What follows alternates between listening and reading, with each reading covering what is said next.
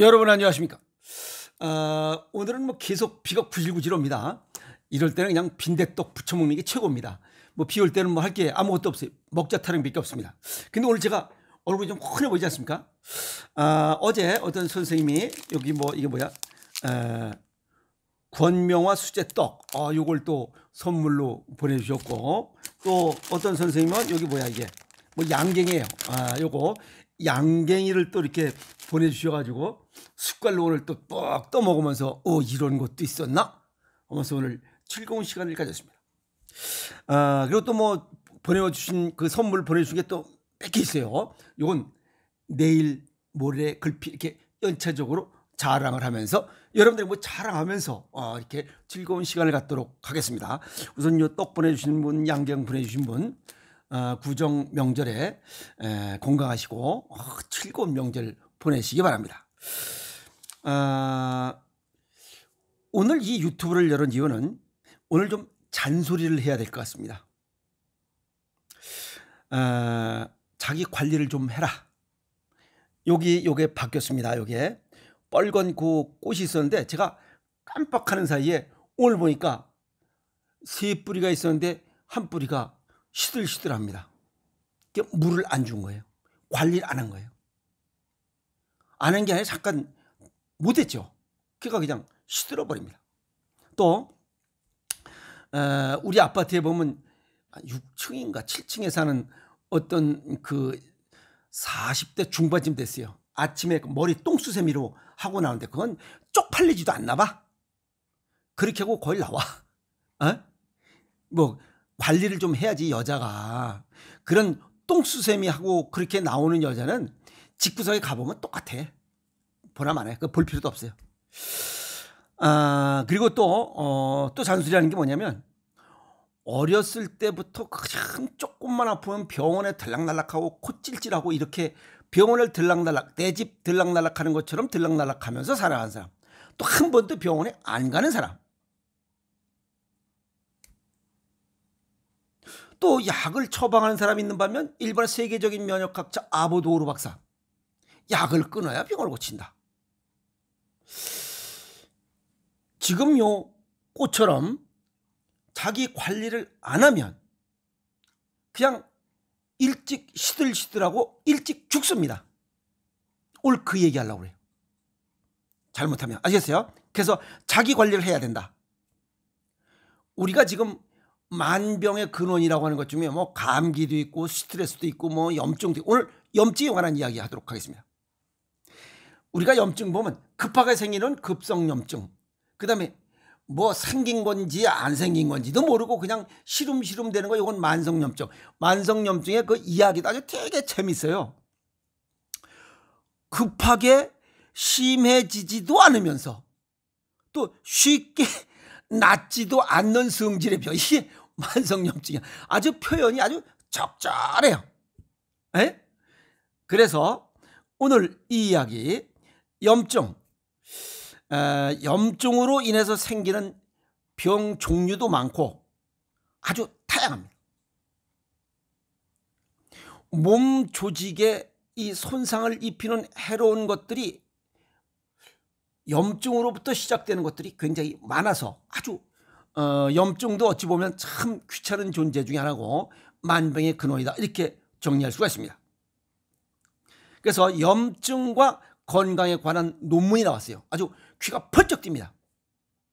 국제학술지 위장관 최신호에 어떤 내용이 들어있냐면, 항생제가 염증성 장질환인 크론병과 궤양성 대장염 발병 위험을 높인다는 논문이 나온 거예요.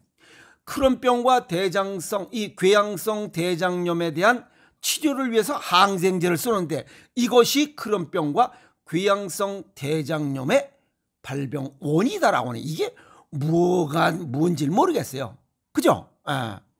덴마크에서 환자 610만 4,245명을 19년 동안, 굉장히 긴 기간이에요. 10년까지는 내가 봤는데 19년 동안 의무 기록과 처방 자료를 분석한 대규모, 아주 방대한 자료를 연구한 자료입니다. 이게 연구한 내용이에요.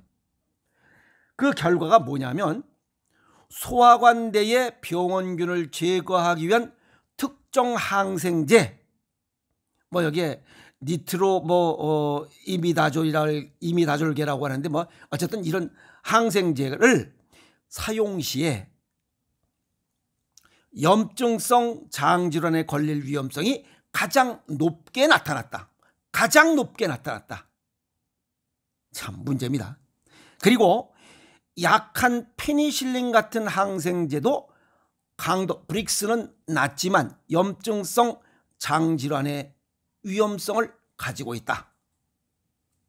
그러니까 항생제가 이게 약이 됨과 동시에 또 독이 되는 거예요. 이건 뭐 어떻게 되는 건지 모르겠어요. 어쨌든. 그리고 위나 장 등 소화관 내의 병원균 치료에 사용되지 않는 것을 포함해서 많은 항생제가 장내 세균층에 영향을 미치는 것으로 추정된다. 장내 먹는 거 아니고 여기 바르는 거, 이 피부 껍질 벗겨주고 전부 연고 같은 거 이런 걸 얘기해요. 이런 것도 이런저런 항생제는 전부 다 염증을 유발하는 원인이 된다는 거예요. 그리고 더 무서운 것은 항생제 처방 횟수가 늘어날수록 위험성이 커져서 40대에서 60대까지는 항생제 치료가 한 번 늘어날 때마다 염증성 장질환의 위험도는 15%씩 증가한다. 이게 어렸을 때부터 이 뭐 감기 조금만 걸리면 가서 주사 맞고 뭐 조금만 하면 열 나면 가서 주사 맞고 했던 이런 것들이 결국 누적돼서 40대에서 60대가 되면 여기저기 원인도 모를 장질환, 크론병 또는 궤양성 대장염 이런 게 생기는 거예요. 이 외에도 염증성 전부 다 증자 들어간 거 다 무슨 염증 에이? 이 나이 때는 항생제 노출 후에 1, 2년 동안 염증성 장질환 위험이 65% 증가한다. 거의 다 증가한다는 거예요. 이게 반감기가 2년이라는 거야. 커피 한 잔의 반감기는 약 5시간이에요. 근데 여기 지금 이거는 2년이야. 그럼 2년 내에 한 번도 안 맞아야 이 항생제 효과가 딱 약발이 떨어진다 이게야. 그런데 1년에 끝날만 한데 또 가서 또 맞고 그러면 그냥 계속 장질환, 염증성 장질환이 발생할 수 있는 여건을 계속 스스로 만든다는 거예요. 스스로 맹글어. 그러니 미칠 일 아니에요? 이건 외국에서 발표된 자료들이야. 우리나라 질병관리청과 보건당국에서 항생제 오남용을 이제 우려하고 있어요. 항생제가 세균 감염증에 대한 치료제로서는 맞아요. 그런데 세균에 의한 감염증이 의심될 때만 사용하는 걸 원칙으로 해야 되는데 문제는 세균 감염증이 아닌데도 항생제를 냅다가 바른다는 거예요. 주사 맞고 바르는 거 먹고 그러는 거야. 예를 들어서 감기 대부분의 항생제가 불필요해. 가장 많이 사용하는 것이 감기라는 거야. 우리나라의 그 애들한테 5살 미만 이런 애들한테 감기 걸렸을 때 이 항생제 주사 맞는 거 보고 저기 스웨덴이나 이런 외국 의사들은 스웨덴이나 이런 유럽에서는 주사를 못 맞히게 돼 있어요. 근데 우리나라는 그냥 가면 가장 안 좋은 게 뭐냐면 저 병원에 가면 주사 한 방이면 감기 딱 끝난대. 그건 이 아주 독성이 세다는 거예요. 저 병원에 가니까 저 의원에 가니까 몇 번 가도 안 나. 그 사람이 가장 좋은 의사야. 한 방에 끝나는 것은 독성이 강하다는 거예요.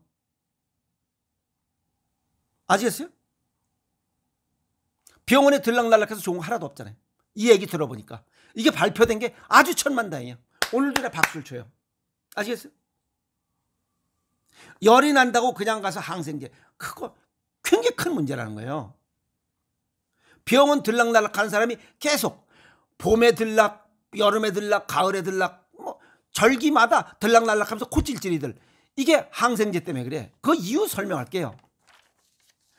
항생제 남용 어떤 부작용이 있느냐. 장기적으로 항생제 사용 시에 내성이 생겨서 기후 치료 효과가 떨어진다. 항생제 브릭스 농도가 점점 세진다는 거지. 여기에 문제가 뭐냐면 혈액학적 부작용이 있어요. 그게 빈혈이 생겨. 빈혈이 생긴다는 것은 콩팥 기능이 약해져 가지고 이 골수 내에서 백혈구, 적혈구, 피를 생산하는 조혈모 어미세포 피를 만들지 못한다는 거야. 그러니까 적혈구가 못 만들어지니까 빈혈이 생기는 거 아니야. 그 다음에 백혈구 감소증. 이게 세포 잡는 혈구 아니야? 근데 이게 줄어들으니까 세포를 잡을 수가 없어. 그러니까 병이 더 생기는 거야. 그러니까 봄에 감기, 여름에 감기, 가을에 감기, 겨울에 감기, 계속 감기 드는 거야. 그 다음에 혈소판 감소증. 혈소판은 우리 몸속에 혈액 응고 기능을 갖고 있어요. 이게 우리 일반적으로 면역력이야. 체온을 조절해. 혈액 순환을 돌아.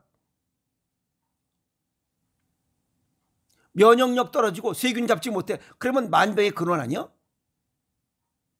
특히 백혈구 감소증과 혈소판 감소증은 항생제의 제일 큰 부작용이라 이게. 그러니 고칠 수가 없는 거지. 그러니까 일본의 세계적인 면역학자 아보도우르 박사가 약을 끊어야 병을 고친다는 얘기가 딱 맞아떨어지는 논문이에요. 그리고 열이 나거나 약을 먹어서 열이 나거나 약물 발진 등 다양한 신경학적 부작용도 일으킬 수 있다. 여기서 장기의 신장과 간에 악영향을 미친다. 해독 기능 때문에 망가진다. 그 얘기 똑같아. 지금까지 수없이 했던 얘기 똑같은 거예요. 항생제는 전문 의약품에 의사가 처방하는 게 맞아요. 그런데 이 병을 진단하는 의사와 상의해서 아주 신중하게 투여해야 돼. 그냥 병원에 가서 이 병원에 가서 띡, 저 병원에 띡 이렇게 항생제 주사 맞으면 안 된다는 거예요. 아주 대단히 경고를 주는 거예요. 동양의학적으로 보면 항생제, 요 한자를 풀어보면 아주 기가 막혀요. 항자, 요건 겨룰 항자, 맞짱 뜨다, 대항하다는 뜻이에요. 요 생자는 날생자, 요건 새싹이 돋아나는 형상을 써요. 새싹이 돋아나는 것을 못 돋아나게 하는 거 아니에요. 건강하려는데 건강을 못하게 하는 거야. 그러니까 불건강, 반건강 상태로 비실비실 사는 게 항생제야. 그렇게 살게 하는 원인이 되는 게 항생제야. 그런데 뭘 자꾸만 해. 항생제를 쏘면 우리 몸속에 세균총, 유익균의 8, 유해균이 2 비율 8대, 정확히는 8.5 대 1.5 비율로 돼 있어요. 그런데 항생제를 쏘면 둘 다 죽어. 그럼 어딘 게 더 손해야? 유익균이 더 손해잖아. 더 많은 게 많이 죽어. 걔가 못 고치는 거야, 병이. 급성 세균인 경우에는 항생제를 쏠 수 있어. 일시적으로 죽일 수 있도록. 단 문제는 뭐냐면 부작용이 없거나 최소화하는 범위 내에서 쏴야 된다 이 말이야. 우리 몸에 부작용 없이 세균을 죽일 수 있는 게 뭐야? 소금이야. 항생제, 방부제 역할을 해. 그래서 약과 음식이 우리 몸에 부작용이 없이 자율신경계에 의해서 이 세균을 잡고 문제를 해결하는 거, 그게 소금이에요. 왜? 소금이 우리 몸속에서 신장 기능을 보강해. 신장 기능을 보강하는 이유는 아까도 말씀드린 골수 속에서 조혈모 어미세포가 백혈구, 적혈구, 혈소판을 만들어서 활성하게, 이놈들이 활성하게 돌아야 바이러스가 들어온 세균이 들어오면 그놈을 잡아 조질 거 아니에요. 근데 숫자가 줄어들잖아. 백혈구도 줄어들고 혈소판도 줄어들고 이 적혈구도 피가 줄어들어. 비리비리한 거 아니야. 그러니 무슨 병을 이겨내? 못 이겨내지. 그러다 그냥 이렇게 죽는 거야. 여기 약간 식물 물 안 줘서 죽듯이 그냥 관리 안 하니까 죽는 거야. 근데 지금 항생제를 관리한답시고 한 게 뭐야? 지 몸 죽으라고 계속 항생제 주사 맞는 거 아니야? 그러니까 잔소리 하는 거야 오늘. 그래서 신장이 이 골수 생산을, 이 골수에서 백혈구, 적혈구, 혈소판을 잘 만들어야 되는데 그걸 갖다가 쓰고 달고 차갖고 수달차. 여기에 제일 나쁜 게 항생제 아니야. 자연 치유력을 망가뜨리는 게 항생제야 지금. 소염 진통제 같은 것들. 콩팥 기능 망가뜨리는 것은 골수 기능을 망가뜨려. 그러니까 면역력이 떨어지고 신장 망가지고 소금이 보약인데도 소금 먹으면 어쩌고저쩌고 그 무슨 미꾸라지 똥구멍 터지는 소리가 앉았고 이게 안 되는 거야. 그러니까 건강히 못 사는 거야. 자기 관리 스스로 해야지.